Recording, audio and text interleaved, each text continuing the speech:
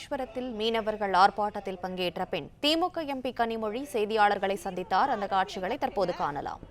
ஆனா நாங்க மக்களை முன்னேற்ற வேண்டும், மக்களை ஒற்றுமையாக வைத்திருக்க வேண்டும் என்பதுதான் நம்முடைய அடிப்படை அரசியல். ஆனா மக்களை பிரிக்கணும் அப்படிங்கிற அரசியலை செய்து கொண்டிருக்கக்கூடியவர்கள் அரசியல் பற்றி பேசக்கூடாது. அதை தாண்டி இது ஜனநாயக நாடு. மக்கள் எதை வேண்டும் என்று நினைக்கிறார்களோ, ஒரு மாநிலத்தின் உரிமைகளை மதித்து நடக்க வேண்டியது ஒன்றிய அரசாங்கத்தோட கடமை. அதனால மாநிலங்களுக்கு எந்த உரிமையும் கிடையாது. ஒரு ஒன்றிய அரசாங்கம் எதை கொண்டு வந்தாலும் அதை ஏற்றுக்கணும் நினைக்கக்கூடிய மனப்பான்மையை நாங்கள் ஏற்றுக்கொள்ள முடியாது எந்த காலகட்டத்திலும். இது கன்கரண்ட் லிஸ்ட்ல இருக்கு, பொது பட்டியலில் இருக்கு, அவங்க பட்டியலில் இல்லை. இது டிஃபென்ஸ் சார்ந்த ஒரு விஷயம் இல்ல.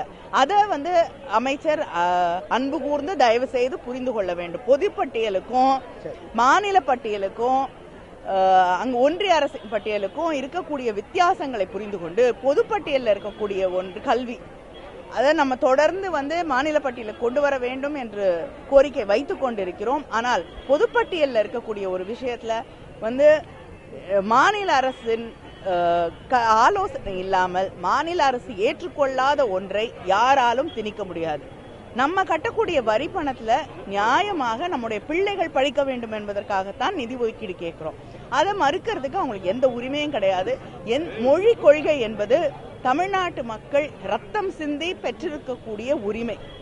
அதை அவங்க நம்ம மேல மாத்துறதுக்கான அந்த உரிமை அவர்களுக்கு கிடையாது. எந்த மொழியை படிக்கணுங்கிறது தமிழர்கள், தமிழ்நாட்டில் இருக்கக்கூடிய மக்கள் முடிவு செய்வார்கள். நம்முடைய முதலமைச்சர் மிக தெளிவாக தெரிவித்திருக்கிறார்கள். அதனால நாங்கள் குழப்பங்களை உருவாக்கவில்லை, நாங்கள் பிரச்சனைகளை உருவாக்கவில்லை. அவர்கள்தான் சரியாக புரிதல் இன்றி பல பிரச்சனைகளை புதிதாக உருவாக்குகிறார்கள்.